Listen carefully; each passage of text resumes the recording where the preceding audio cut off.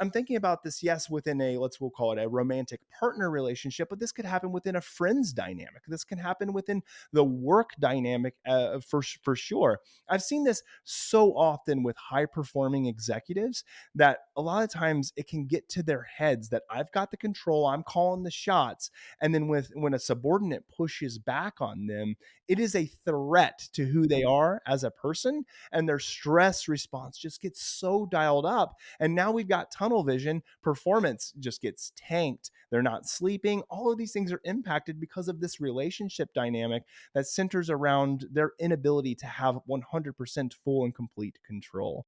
So that's a thing to work through, and I think that this is where it can be really important to have these open conversations with individuals, that this is not something that gets brushed under the rug, because again, you can optimize your exercise, your sleep, let's say stress response to an extent, and even your nutrition, all that you can optimize all those things. But if you still have these poor relationship dynamics, these toxic relationships where control just doesn't feel like, you don't feel like you have that aspect, then it really can just dysregulate your nervous system, aside from all those great things that you're doing for your health. So it's got to be addressed.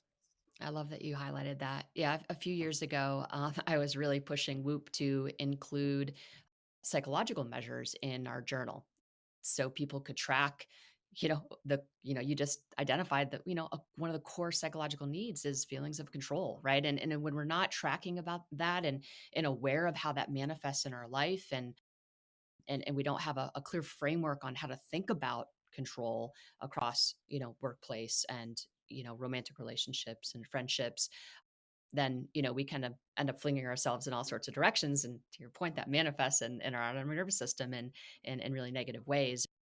If folks want to, they can track purpose, efficacy, and control in their journal, and kind of see how their feelings of control might relate to how much load they put on their body. I see a really strong relationship when I do not feel control of my situation. I actually move a lot less, which is so interesting. Like I almost get paralyzed. And this was a few years Yes. ago. I was analyzing my own data, and I saw this strong relationship. It's like, wow, this is really interesting. And we see it. I also saw this in a study that we did with paratroopers in US Army Alaska. We saw a relationship between feelings of control and workplace resilience.